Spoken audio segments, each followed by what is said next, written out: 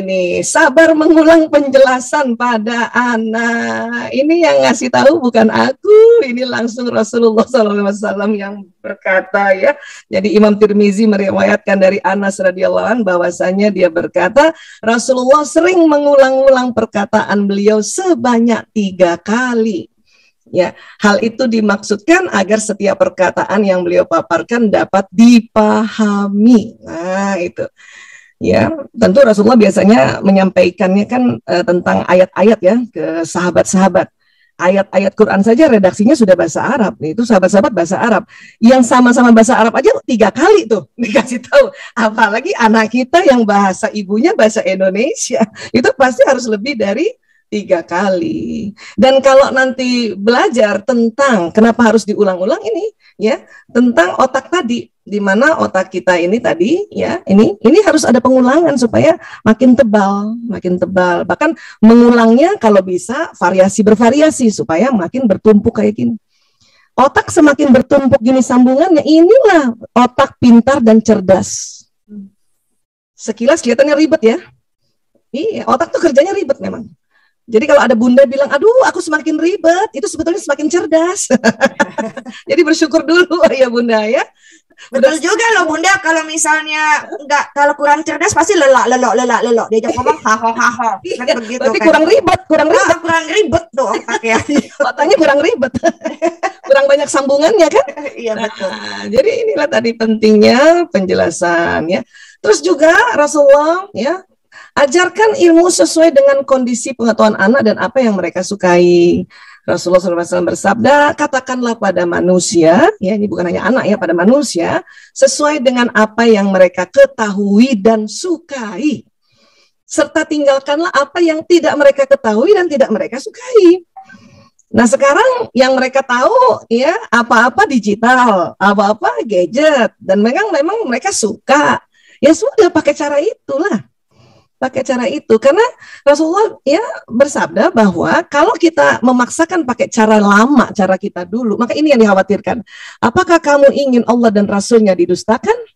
Nah, jadi Rasulullah sudah khawatir kalau kita memaksakan manusia dengan cara yang bukan mereka ketahui dan sukai. Rasulullah khawatir tuh, aduh Islam tuh susah banget ya. Itu yang dikhawatirkan tuh. Jadi maka ya kalimatnya ini tadi, apakah kamu ingin Allah dan Rasulnya didustakan? Susah banget sih baca Quran bunda, susah banget sih Islam, banyak banget sih peraturannya. Itu yang na'udzubillah min dzalik, itu yang harus ya kita hati-hati itu. Karena kita memaksakan cara kita. Jadi Rasulullah sudah ajarkan. Jadi inilah parenting sesungguhnya, sebetulnya prophetic parenting yang Rasulullah sudah ajarkan pada kita. Tinggal kita perdalam ya makna apa yang mereka ketahui dan sukai. Dalam hal ini, ya, karena tadi Mbak Shahnaz membukanya bahwa anak setengah ibu setengah bapaknya, gitu, maka kita akan belajar tentang pembawaan manusia. Ya. Dan saya yakin nih Mbak Shahnaz juga ahli di bidang ini nih, tentang pembawaan manusia. Ya. Basicnya ini, surat Al-Isra 84, Bismillahirrahmanirrahim, Qul kullu ya'malu ala syakilatihi. Katakanlah wahai Muhammad, setiap orang berbuat sesuai dengan pembawaannya masing-masing. Kalau di dunia kesehatan ini istilahnya sudah teori genetika nih, Mbak Shahnaz, ya. Namun ya ending ayat ini farabbukum a'lamu biman huwa ahda sabila. Maka Tuhanmu lebih mengetahui siapa yang lebih benar jalannya. Jadi yang tahu persis itu Allah Ta'ala memang ya. Kita memang dikasih nanti tuntunan ilmu untuk mengetahui bagaimana sih pembawaan masing-masing. Dan karena Allah Ta'ala yang paling tahu, maka kita dilarang untuk menjelekkan pembawaan satu dan yang satunya lagi gitu ya. Jadi nggak boleh ngebanding-bandingkan. Nah, karena ayat ini adalah ayat yang nanti setelah diteliti oleh para ilmuwan, masuklah ke teori genetik ya. Maka kalau nanti belajar tadi otak besar terbagi 2 kanan kiri, ini otak kecil ya, kalau kecil ini keseimbangan. Ada bagian ya kurang lebih ya di daerah lobus parietalis di tengah ini, disinilah ada watak dan bakat yang dibawa tadi, yang Mbak Shahnaz buka tadi pertemuan kita ini dengan bahwa anak itu ya bawaan dari bapak ibunya, betul banget. Jadi neuron yang ada di janin seorang anak yang di rahim ibu sudah ada data-data watak bawaan dan bakatnya di daerah sini, lobus parietalis. Tadi kita sudah belajar bersama, yang depan ini kan pembelajaran ya. Yang depan ini kan yang kita ajarin. Contoh gampang aja misalnya, ya, ajarkan anak, nah nanti kalau buang sampah di tempat sampah ya, itu kan ajaran ya. Ya, kemudian ibunya udah ngasih tahu lewat telinga, dia dengar, terus kasih contoh lagi lewat mata. Masuk nih ilmunya di sini. Tapi karena wataknya anak beda-beda, nanti gaya buang sampahnya beda. Ada anak yang benar-benar datang dulu ke tempat sampah, dan kalau tempat sampah itu ada tutupnya, cara bukanya dengan injak pedalnya, maka dia injak dulu pedalnya, dia yakin tutupnya kebuka dulu, baru dibuang sampahnya. Ada anak yang dari jauh buang sampahnya karena wataknya beda tadi, karena mau happy dan mau cepat. Ya, ada anak dia suruh adiknya, "Dek, bantuin dong buang sampah." Nah, gitu. Tapi bahwa ajarannya bahwa buang sampah pada tempatnya itu udah sama. Bunda udah ngomong gitu kan, cuman karena anak kita watak bawaannya beda-beda, itu nanti gaya untuk buang sampahnya beda. Nah, ini dulu yang kita harus sepakati nih. Ya.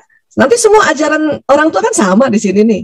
Ya, termasuk nanti ajaran Ad-Dinul Islam sama, tapi nanti gaya misalnya disuruh sholat, sebelum sholat wudu.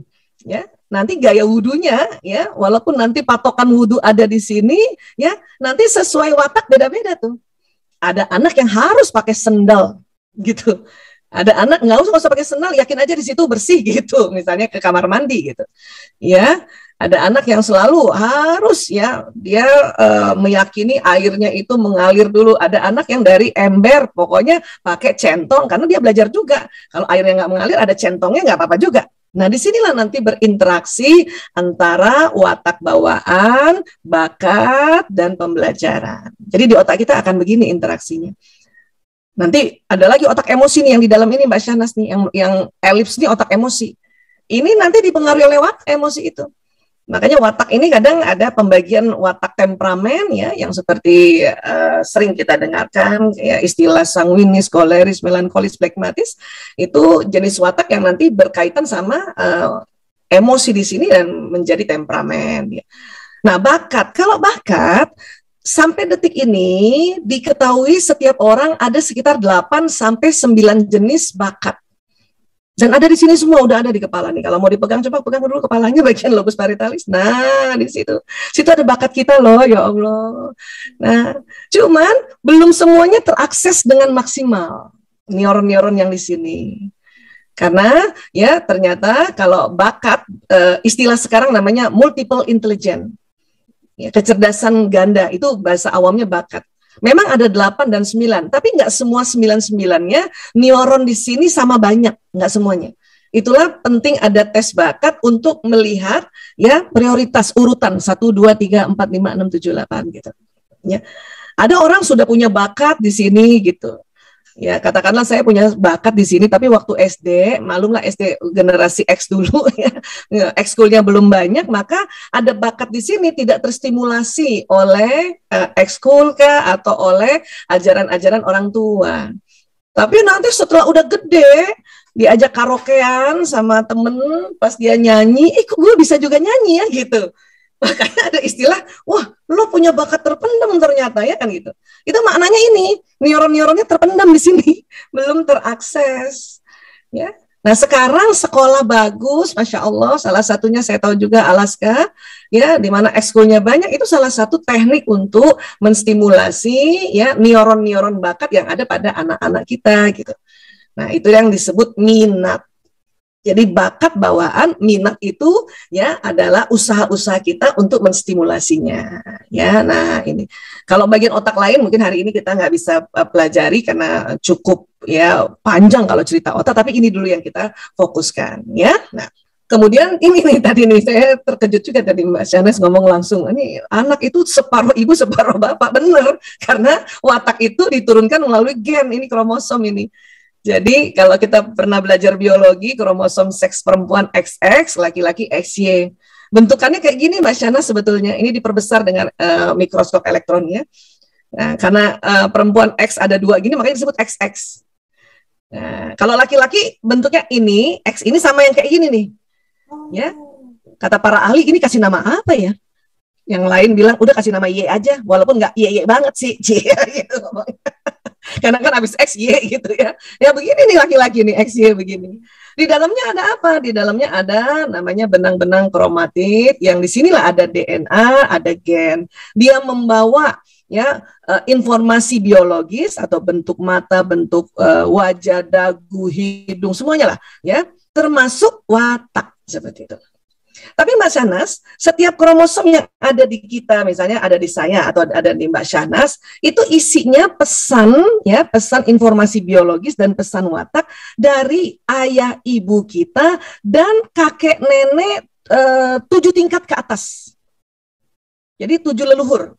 Ya, bapak ibu kita 1, kakek nenek 2, ya, kakek nenek buyut 3. Nah, terus sampai ke 7 gitu. Jadi kalau kita lihat ada anak kita lihat kok mukanya kayak nggak kayak bapaknya ya, nggak kayak ibunya ya.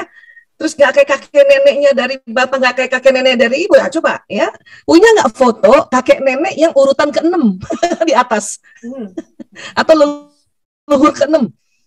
Itu kan jarang orang punya, jarang. Saya aja, keluarga saya hanya sampai saya, ayah bapak ibu saya ada, bapak ibunya kakek. Sampai situ doang sudah. Yang urutan 3 udah nggak ada. Ya. Iya. Mbak Shahnaz juga gitu kan? Sama. Iya. Maka siapa tahu nih Mbak Shahnaz sebetulnya mirip leluhurnya yang urutan ke-6 misalnya gitu. Ya. Nah, termasuk watak ya. Nah, dan kemudian teori tentang watak sudah lama sekali, ini yang saya sampaikan tadi.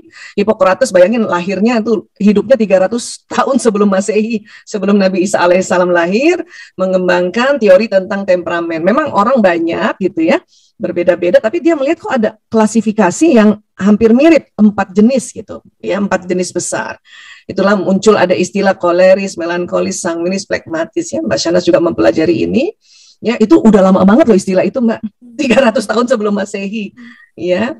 Nah, tapi dunia psikologi ya untuk terus menggunakan istilah itu dalam rangka ini tadi ya, menghargai temuan dari Hippocrates ya. Kemudian nanti para ilmuwan lain ya, salah satunya Galen ini juga mencari tahu sebetulnya manusia tuh gimana sih. Kalau Galen ini tahun 149 sesudah Masehi, dia mengatakan teori kepribadian itu ternyata dipengaruhi oleh tingkatan cairan tubuh. Katanya orang yang gembira banget, hasratnya gembira, itu darahnya banyak. Yang hasratnya ingin ngatur, itu empedu kuningnya yang banyak. Ini kata Galen. Tapi pada abad 18 setelah ditemukan teori genetika, maka ya sebetulnya ini gugur. Sudah gugur teori tentang tingkatan cairan. Jadi yang kepake adalah teori genetika bahwa watak itu genetik. Ya, bahkan sudah berkombinasi-kombinasi karena genetiknya bayangin masing-masing 7 leluhur ke atas gitu. Ya. Nah, dan sekarang teori tentang kepribadian yang paling gampang dipelajari karena banyak jenis ya, itu biasanya yang di sharingkan oleh Florence Litter. Ya, ini banyak kan orang punya buku ini ya. Saya senang juga pakai arahan Florence Litter karena lebih simple, lebih populer, lebih gampang. Ini bukunya lengkap, alhamdulillah ya. Nah, atau kalau mau tahu juga kepribadian pakai peralatan yang namanya foto aura, itu juga bisa ya. Hanya nggak semua orang punya foto aura ya. Nah, kemudian tuntunan Islam tentang watak tadi sudah Al-Isra 84, ditambah lagi ayat di surat Asy-Syam ayat 8 dan 9 ya. Fa'alhamaha fujuraha wa taqwaha. Maka Allah mengilhamkan kepada jiwa itu jalan kefasikan dan ketakwaannya. Kalau teori otak, jiwa ini dikatakan bersemayamnya di otak.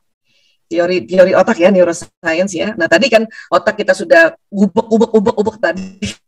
Di antaranya ada lokasi yang watak. Nah rupanya memang ada jalan kefasikan dan ketakwaan. Kata para ahli kepribadian, maksud jalan kefasikan ini adalah kelemahan ya, dan jalan ketakwaan ya potensi kekuatan. Maka tadi Mbak Shahnaz bilang ya, di setiap anak itu turunan dari bapak ibunya ada kebaikannya dan ada juga kelemahannya. Iya memang betul. Namun memang ya Allah minta qad aflaha man zakkaha. Sesungguhnya beruntunglah orang yang mensucikan jiwa itu. makna mensucikan ini macam-macam. Pertama tentu ibadah khusus, ya. Makna mensucikan berikutnya adalah kita belajar, cari tahu apa sih ya jalan kefasikan yang ada di otak saya dan jalan ketakwaan yang sesuai turunan atau pembawaan masing-masing tadi gitu. Itu juga salah satu manifestasi dari ya mensucikan jiwa itu, sehingga orang tua ngerti, oh pantesan anak saya bukan pembangkang. Memang wataknya watak yang senang ya diskusi dulu kalau disuruh gitu. Ya, oh anak saya bukan pemalas, ternyata memang dia senang ya ngecas dulu baterainya baru mau melakukan kegiatan yang disuruh gitu. Artinya apa? Oh, sikap berikutnya, hentikan label-label negatif.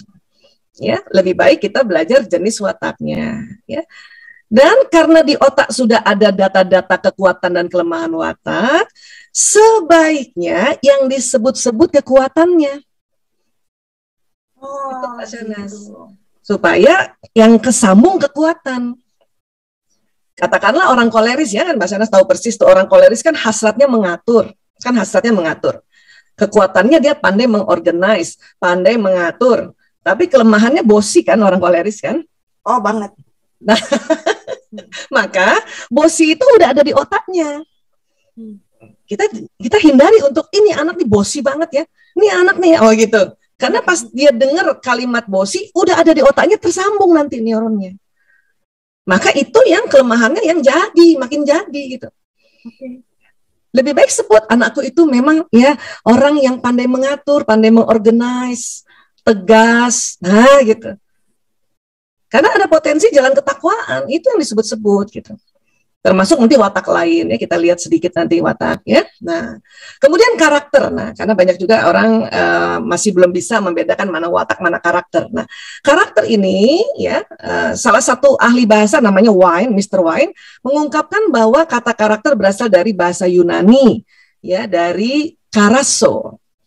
Ya, kalau orang Padang karaso juga ada artinya nih. Ada orang Padang nggak? Apa artinya nggak tahu ada orang Padang nggak ya? Kalau Pak Joko, kalau berdasarkan nama bukan orang Padang ya Pak? Masih itu Jawa, nama Joko tuh Jawa Bunda. Ya makanya beliau orang Jawa pasti nggak tahu nih, ada yang orang Padang nggak? Guru-guru Al-Azhar biasanya ada orang Padang nih. Karaso, kalau nggak salah karaso itu terasa ya, kalau nggak salah ya. Nah, namun makna dari karakter yang asal kata dari bahasa Yunani karaso itu berarti to mark atau menandai atau mengukir. Jadi kalau kita bilang membentuk karakter itu berarti kita mengukir, Mbak Shanas. Jadi kayak blueprint gitu ya Bunda? Ya. Kayak cetak biru. Kita kita mengukir. Nah, yang diukir watak. Gitu. Okay. Nanti kita akan lihat ininya ya, analoginya ya. Jadi mengukir apa? Ya ini memfokuskan bagaimana mengaplikasikan nilai kebaikan dalam bentuk tindakan atau tingkah laku. Jadi makna karakter tadi di otak itu tadi yang lobus frontalis yang di depan warna merah tadi untuk kita ulang-ulang itu memang mengukir. Gitu. Jadi kalau watak itu ibarat bahan dasar, ya anak kita nih yang mana nih, kayu kah, besi kah, batu kah, atau plastik gitu. Nah, kita ingin membentuk karakter meja, maka kita harus tahu dong bahan dasarnya apa agar kita pilih instrumennya. Karena tadi mengukir itu perlu instrumen. Kadang kita ya udah kepengen aja bikin meja. Cuman kita nggak tahu persis ya, ngerti dikit tentang watak ya, tentang bahan dasarnya, tapi kurang paham misalnya ini yang mana gitu ya, kayu pun kayu yang mana, sehingga kadang-kadang salah pilih instrumen. Ya, bahan dasarnya plastik, kemudian pakai instrumen untuk batu, jadi juga meja, cuman mejanya banyak cacatnya nanti, banyak ya compang-campingnya, banyak lukanya. Jadi juga sih meja misalnya gitu, atau karena istilahnya gue jadi juga sih dokter tapi dengan paksaan misalnya kayak gitu ya, karena jadi tetap jadi, cuman ada kekesalan, ada kemarahan ya, ada luka yang tersimpan di situ karena kita ya tidak menggunakan instrumen yang tepat gitu, atau aslinya dia batu cuman kita terlalu lembek pakai alat untuk plastik. Maka untuk bisa jadi meja kayak gini bisa juga, tapi lama banget nantinya gitu. Nah inilah analogi antara watak dan karakter dan instrumennya itu sendiri. Nah instrumen inilah peraturan-peraturan, ajaran-ajaran. Nah inilah instrumen. Ya, intonasi nada itu termasuk instrumen. Sama kan walau gergaji kadang lagi pelan, kadang kenceng gitu. Ya. Nah, itu termasuk nada suara kita nih sebagai orang tua itu termasuk instrumen tadi. Jadi kalau karakter itu adalah bentuknya gitu ya, Bu? Iya, bentuknya, hasil ukirannya. Misalnya sekolah Alaska ingin membentuk semua anak-anak ya Islam yang bertakwa. Nah, itu Islam bertakwa itu jenis bentuk karakternya gitu. Nah, caranya dengan disiplin sekolah, peraturan sekolah, ajaran-ajaran Islam itu sendiri. Tapi harus tahu dong bahan dasarnya yang mana anak ini. Gitu. Bahan kayu aja kadang-kadang udah beda-beda aja nih. Kayu jati aja terbagi jati anom, ya jati muda, jati tua, seratnya beda. Nah, ngukirnya juga nanti beda-beda kan gitu. Karena ya memang bahan dasar secara umum kayu, besi, plastik dan batu. Tetapi ingat kan masing-masing kromosom itu udah 7 turunan itu ke atas, 7 bukan turunan, 7 leluhur ke atas. Kalau ke bawah baru turunan. Ya. Nah, disinilah perlu kita belajar sedikit klasifikasi bahan dasar ini. Paling enggak tahu pakai instrumennya. Nah, jadi sekali lagi ya, ini yang mau diukir nih. Watak dan bakat bawaan ini, watak pembawaan ini dan bakat ini yang mau diukir. Ya, alat ukirnya itulah tadi kedisiplinan, ajaran-ajaran, arahan-arahan. Nah, ini yang nanti masuk di sini. Interaksi inilah nanti menjadi karakter, gitu ceritanya ya. Belum lagi kita harus tahu ini anak laki atau anak perempuan, gitu kan. Terus usia berapa, itu karena nanti berkaitan lagi dengan hormon-hormon. Ini lagi yang nanti makin dalam ya kita belajar. Memang pokoknya kalau mau jadi orang tua dan asik, janji aja setiap hari belajar gitu aja Mbak Sanas. Betul. Karena nggak ada sekolah untuk menjadi orang tua ya, Bunda ya. Betul. Gitu. Seandainya UI ada fakultas ya menjadi orang tua, aku masuk loh Mbak. Aku juga penuh tuh pasti yang daftar. Udah anak banyak, 4 laki. Kalau nggak masuk ya, udah gitu. Buat aku deh 1 jadi mantu. Masya Allah ya. Udah gitu aku ya pasiennya narkoba lagi semua. Apa coba kebayang nggak setiap hari lihat anak masalah, 5 tahun terakhir juga urus LGBT lagi, setiap hari lihat anak masalah. Ini kalau nggak belajar anak kita bisa ikutan jadi masalah. Kenapa? Karena ketakutan kita melihat ya fakta-fakta di depan kita. Saking ketakutannya kita jadi orang tua yang ngeselin. Betul, setuju. Ngeselin.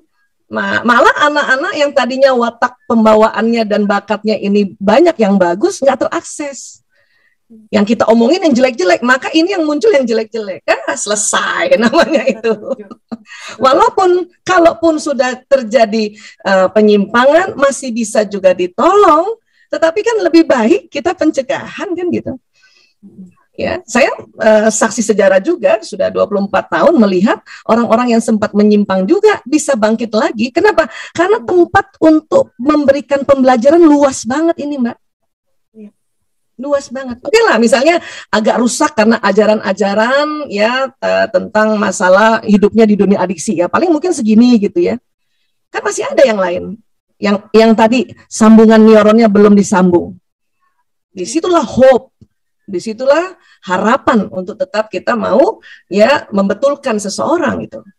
Tapi kan lebih asik lagi kalau dari kecil udah betul aja sih, jangan lagi sampai tunggu penyimpangan baru mau dibetulin ya Allah, na'udzubillah min dzalik ya. Nah, ini yang perlu kita pahami dulu tentang peta di otak ini ya. Nah, jadi untuk itu ya agar anak kita ya punya sambungan-sambungan neuron yang baik di daerah prefrontal ini ya, terutama prefrontal ini yang untuk ilmu, nasihat ya, kemudian ajaran-ajaran inilah orang tua membantu anak untuk mengisi prefrontal cortex dengan mengaji dan mengkaji apa yang Allah mau. Gitu. Agar apa? Agar neuron terkoneksi di otak di bagian prefrontal ini tadi yang tempatnya tadi kita mau ya ukir ya, membentuk memori prinsip. Kalau watak kan di sini ya. Jadi mau watak apa aja, kita sudah kasih prinsip-prinsip hidup, insya Allah selamat anak kita dunia akhirat, insya Allah. Nah, di sini. Dan yang asiknya lagi Mbak Syahnas, ya bukan hanya di otak, jadi di jantung manusia, pada tahun 1991 ada penelitian namanya Dr. J. Andre Armour dari Montreal, Kanada. Dia menemukan bahwa di jantung di daerah serambi kanan ini, dan ada istilahnya dorsoventricle atau di bilik belakang, itu ternyata ada neuron juga Mbak Syahnas. Jadi bukan hanya di otak, di jantung juga. Cuman jumlahnya di sini 40.000. Inilah ya, pada saat kita belajar, maka jantung, neuron di jantung juga terjadi sambungan. Dia juga ikut belajar, ikut membentuk memori. Ya, nanti insya Allah modulnya saya bagikan juga, dan khusus untuk Mbak Sana juga kita kirimkan ya, insya Allah. Ya, inilah mengapa istilah kolbu sesungguhnya ya merujuk organnya adalah jantung. Walaupun diartikan waktu itu ya, karena vocab Indonesia masih sangat-sangat minim untuk mengartikan istilah kolbu, maka diartikannya hati. Tapi organnya jantung sesungguhnya. Ya. Vocab kita kan masih sangat sedikit ya, maka saya juga baru sadar minggu lalu Profesor Nasaruddin Umar mengatakan bahwa untuk itu setiap istilah spiritual tetap mengambil serapan bahasa Arab. Saking nggak tahu mau pakai vocab bahasa Indonesia apa gitu. Jadi kalau kolbu itu ya bendanya adalah jantung, bagian dari ya jantung ini, tapi walaupun kita artikan hati ya. Dan bahkan sebetulnya Imam Al-Ghazali ya itu tahun 1111 Masehi sudah duluan bilang bahwa di jantung manusia itu ada titik kolbu, ada suara Tuhan. Hanya waktu itu belum ada CT scan Mbak Shahnaz, jadi belum bisa ngelihat sambungan-sambungan ini. Ya, sekarang aja baru ada alat pemindai, maka kelihatan ya. Dan yang luar biasa, penemuan di Institute of Hermet di tahun 98 ya, dikatakan di sini di jantung kita nih sudah ada patron sambungan Al-Qur'an. Masya Allah. Itu. Wow. Jadi apa yang aku mau? Tapi masih patron, yang namanya patron kan masih tipis sambungannya. Ya, masih pola. Ya, masih pola. Itulah kita diminta untuk memperkuatnya dengan mengaji dan mengkaji. Sehingga jadi ini jadi kuat sambungannya, kuat. Yang mengkhawatirkan jika belum sempat kita kuatkan ya Al-Quran yang ada di kolbu kita ini, kita belajar hal-hal lain, maka sambungan yang terjadi hal yang lain gitu. Contoh misalnya ada pasien kami itu dari kecilnya Mbak Shahnaz ya, dia bapak ibunya kerja. Belum sempat dimasukkan ke Alaska ya, padahal udah semua harus usia sekolah mungkin 3 tahun. Cuma kerjanya duduk-duduk aja di seram di depan di teras. Nah, tetangga depannya bandar narkoba gitu. Kena lah. Dia mendengar, melihat, ya, maka di otaknya tersambung memori pengalaman mendengar orang narkoba transaksi melihat, dan di jantungnya juga tersambung. Dan itu berhari-hari. Apa yang terjadi? Ya, sambungan yang di jantung tentang transaksi bandar narkoba lebih kuat dibanding Al-Quran. Karena Al-Qurannya tipis, jadi ketumpuk gitu. Ketumpuk. Ini yang rugi. Maka saya senang sekali sekarang sekolah Islam dan termasuk Al-Azhar makin banyak, tuh senang banget. Dan mulai yang dirambah mulai dari ya usia dini, itu senang banget karena sebelum kena pelajaran pengalaman lainnya, ini kalau bisa Qur'annya nyalain gitu. Karena ini tadi pada saat kita mengaji dan mengkaji, ya ada sambungan di otak prefrontal kita dan juga yang di kolbu yang sudah pola tadi jadi kuat. Dan ada poros khusus antara otak dengan kolbu ini. Otak nih yang suka iseng tuh otak Mbak Shahnaz. Karena ada potensi emosi. Ini emosi nih, kita belum bahas lagi ya, kapan-kapan deh ya. Dan ada potensi analisa. Maka yang suka iseng tuh otak. Contoh maksudnya iseng, kalau bikin anggaran misalnya, kita mau jualan aja ya. Markup. Iya, markupnya terlalu tinggi karena otak bilang, tinggiin aja lah, gitu kan. Nah, sering kolbu bilang, jangan gitu. Ya, kasihan, udah lagi pandemi, maaf lagi kan gitu ya. Nah, makanya ada namanya suara kolbu. Inilah Rasulullah sampaikan, kalau mudghah ini baik, maka baik pula seluruh tubuh. Kalau mudghah ini buruk, buruk pula seluruh tubuh. Nah, inilah mengapa kita perlu bersama-sama ayah bunda, bapak ibu, guru, dan orang tua lainnya.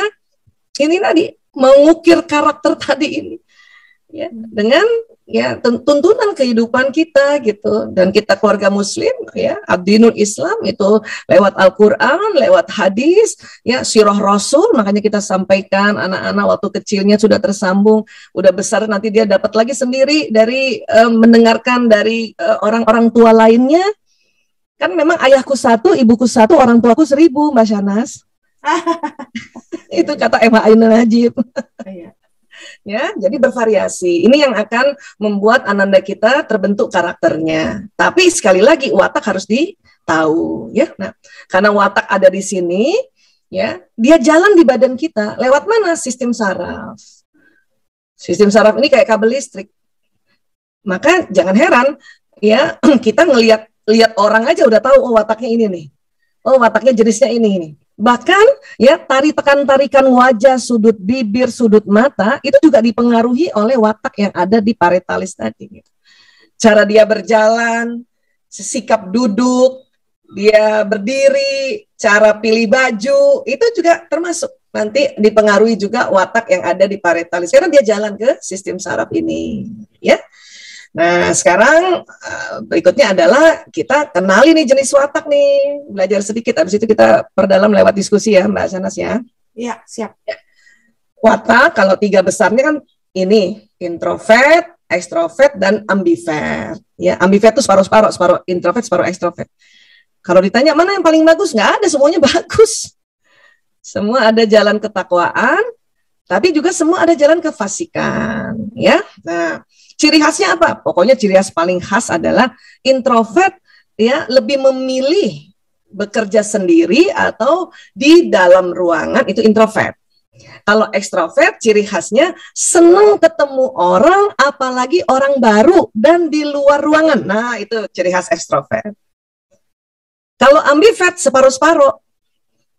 Kadang hari ini mau di rumah, besok mau di rumah, baru besoknya lagi mau keluar. Nah, itu ambivert ya. Dan kemudian kalau kita mau lebih dalam lagi tentang watak, ini kan pembagiannya banyak ya. Ya, kita pakai kuis cepat ini, Mbak Shanas pernah kan pakai kuis cepat ini nih? Ya. Seandainya nih Alaska, ya ini sekarang sebelum tahu jenis watak anak-anak kita nih, buat ayah bunda dulu deh. Ya, seandainya Alaska mau bikin teater nih, ya Bu Khairina minta kita bikin teater. Nah, masing-masing pilih apa ya? Saya kasih 4 pilihan peran, pilih 2 dari 4 pilihan tersebut. Ada yang bocor? Minta tolong panitia. Ya. Ya.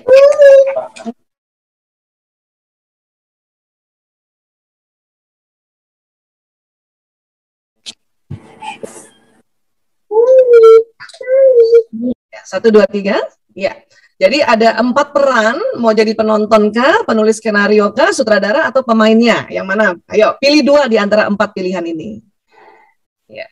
Kalau ragu, ya coba bayangin kalau waktu SD karena watak kalau mau tahu tentang watak bawaan itu lebih bagus kita bayangin waktu kita SD.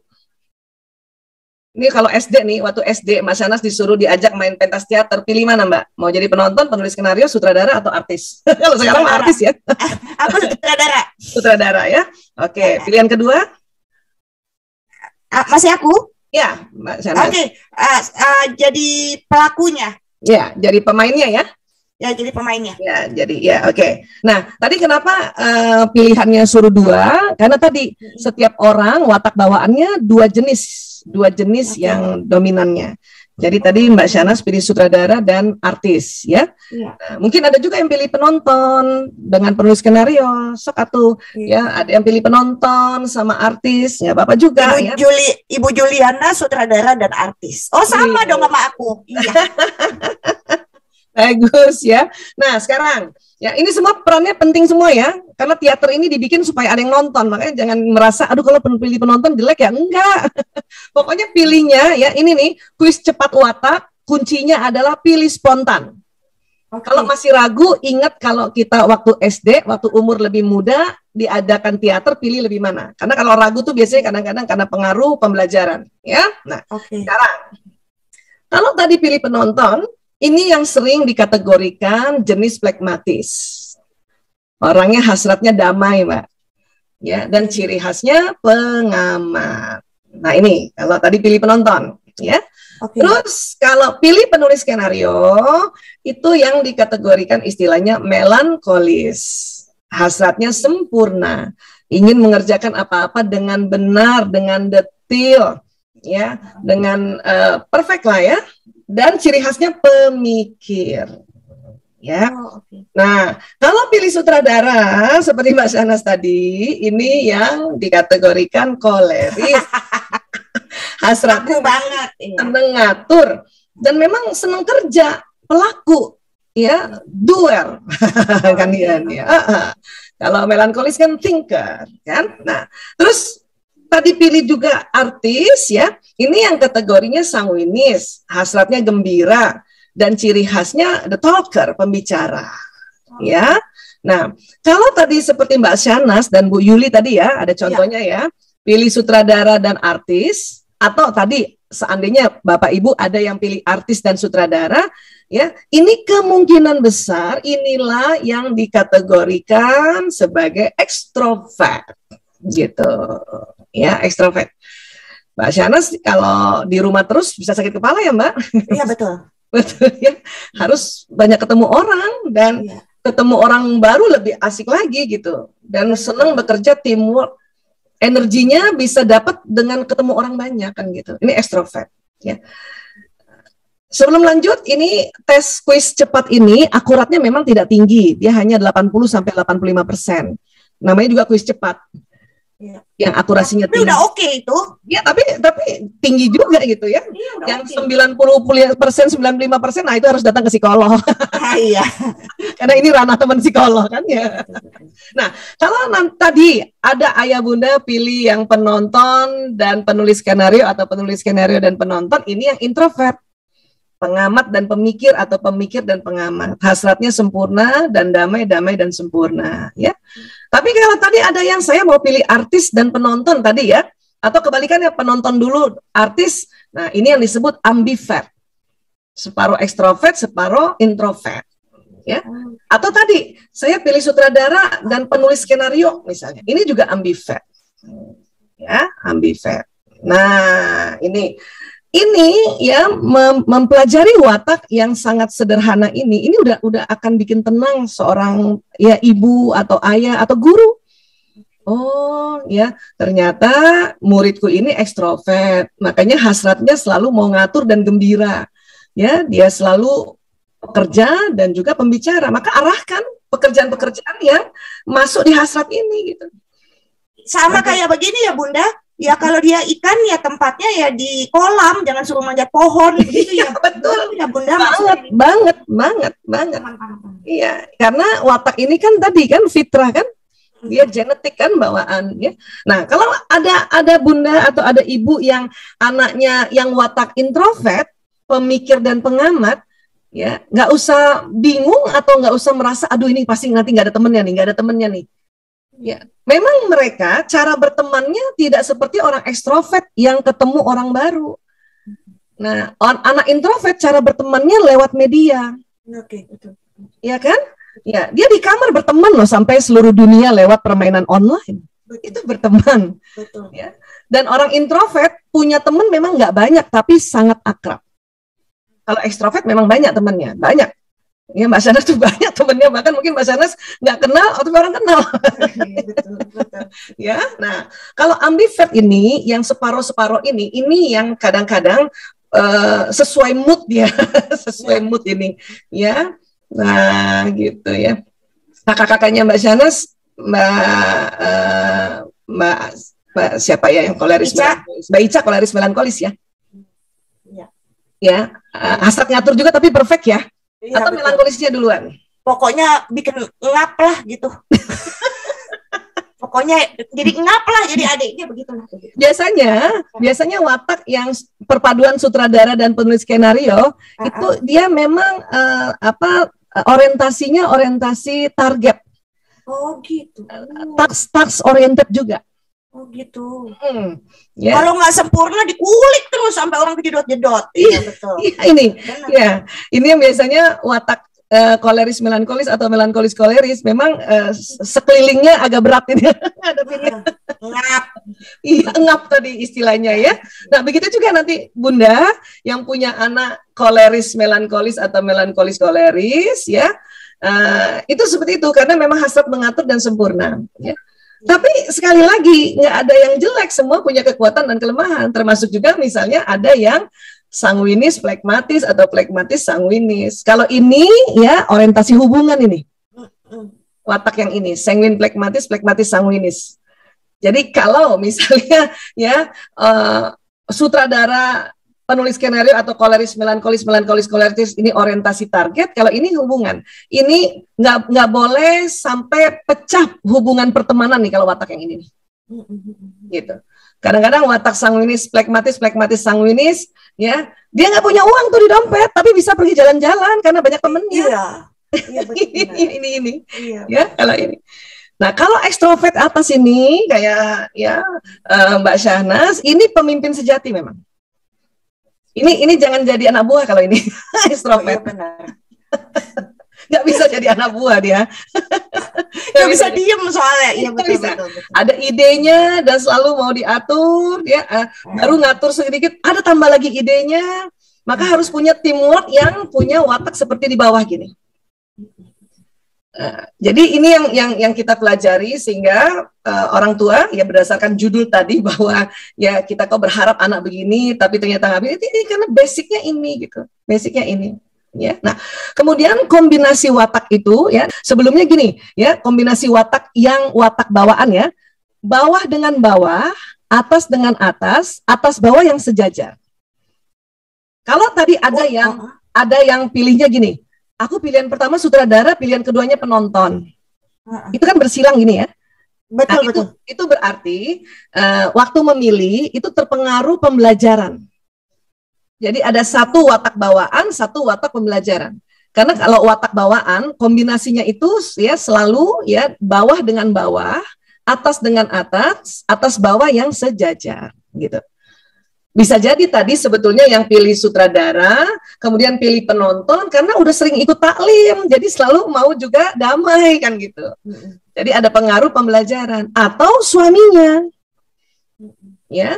Karena kita nanti dalam rumah tangga, kalau tadi watak bawah-bawah, atas bawah yang sejajar, kalau dengan pasangan itu nanti baru, ya, dia bersilang, ya. Mbak Syahnas kerasa nggak bapaknya anak-anak yang lebih melo ya? Lebih detil? Benar. Aku lebih laki daripada dia. Iya, lebih damai. Benar. Ya, tapi akhirnya jadi sekarang paham Bunda dengan ilmunya Bunda. Mungkin kalau aku nggak dapet Gilang, yo aku udah jadi janda udah lama Bunda. Bener nggak sih? Iya kan? Iya, Mas Gilang.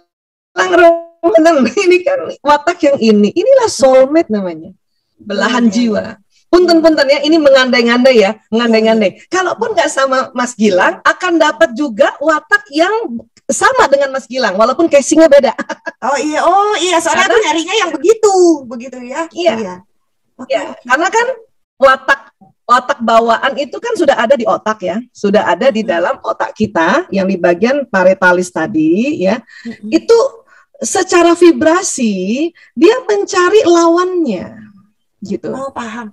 Ya, jadi secara vibrasi dia mencari lawannya gitu. Makanya coba dicek sebelum-sebelumnya juga pasti Mbak Syahnas lebih tertarik untuk mencari pasangan hidup yang lebih langgeng itu orang-orang yang watak bawah ini kan. Betul. Buktinya saudaranya Bunda sama tuh wataknya sama Gilang yang aku nggak jadi nikah sama dia. Gitu. Benar. Setuju Bunda. Betul. Centang, checklist. Betul ya. Tapi ada juga nanti yang cuma satu belahan saja yang bersilangan, satu belahan sama. Ya, hanya itu presentasinya lebih sedikit. Kalau yang kayak Mbak Syahnas ekstrovert, pasangannya introvert, itu antara 80% sampai 88%. Memang akan begitu soulmate-nya. Jadi ayah bunda yang coba cek sekalian tentang pasangannya ya.